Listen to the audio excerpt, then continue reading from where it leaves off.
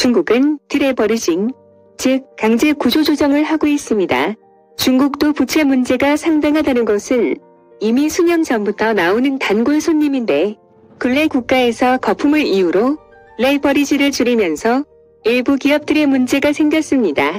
심지어 국영기업도 파산시켰습니다.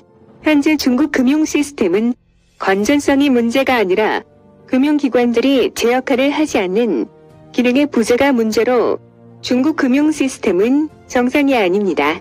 특히 부동산과 자원 개발로 인한 부실 대출로 작년 수십 개의 중국 지방은행의 파산을 불러왔고 일부는 국유화되었습니다. 대주주인 쉬자인 헝다 회장의 처리는 기업 부실화의 책임, 부정축제에 대한 책임으로 지분의 대부분을 공산당 당국에 털리게 될 것으로 마무리될 것입니다. 제2의 마윈 같은 희생양이 될 것입니다. 또한 강도 높은 구조조정, 중국 전역의 800여 곳의 부동산을 정리될 것입니다. 정부가 직접 하기 때문에 지금처럼 떨어진 가격에서 급히 팔면서 부동산 시장에 충격을 주지는 않을 것입니다.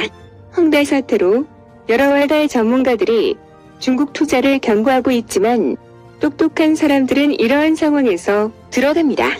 한국의 97년 IMF 사태 때 런하면서 한국을 떠난 외국인들도 있겠지만 반대로 한국으로 들어온 외국인들은 그 당시 테헤란로에 있는 거대 빌딩들과 은행동 우량 주식을 사서 모았고 현재 큰 수익을 내고 있습니다.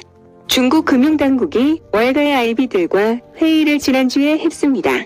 공산당은 70년대부터 월가의 인맥들과 끈끈한 관계를 유지하고 있고 중국 시장은 시장 경제로 판단하면 잘못 판단을 하게 됩니다. 지금 중국은 국가 주도의 구조조정을 하고 있는 것으로 디레버리징 시대로 들어간 것입니다. IMF 이전 한국의 재벌들 평균 부채는 400%가 넘었지만 구조조정을 겪으면서 100%대를 유지하며 건실해졌는데 중국도 이와 같은 과정을 겪을 것입니다.